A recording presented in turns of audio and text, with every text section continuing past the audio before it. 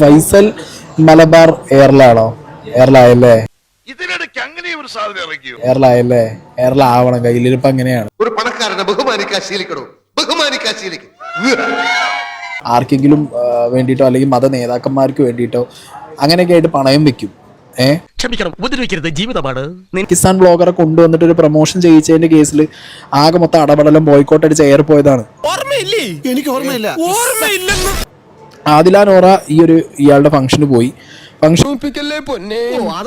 തന്റെ വിഷയം എന്ന് പറഞ്ഞു കഴിഞ്ഞാൽ മതം തലക്കി പിടിച്ച കുറച്ച് ടീമുകൾ നമ്മളെയാണല്ലോ മച്ചമ്പി. എടോ, അങ്ങനെയാണെന്നുണ്ടെങ്കിൽ താൻ വിളിച്ച കൂട്ടത്തിൽ എത്ര രാഷ്ട്രീയക്കാരും സിനിമാക്കാരും വന്നു പോയവർക്ക് എത്ര ബാക്ക്ഗ്രൗണ്ട് ഉണ്ട്? എന്റെ നാവിൽ നല്ല തെറി പോലും വരുന്നില്ലല്ലോ ഈശ്വര. എനിക്ക് വരെ നീയൊക്കെ കാണിക്കുന്ന കോമളത്തരം കാണുമ്പോണ്ടല്ലോ ദൈവത്തിനെയും പറ്റിക്കാണല്ലോ ഈ നാറികൾ എന്നുള്ള തോന്നലാണ്. നാണക്കേട് ഞാൻ എങ്ങനെ സഹിക്കും?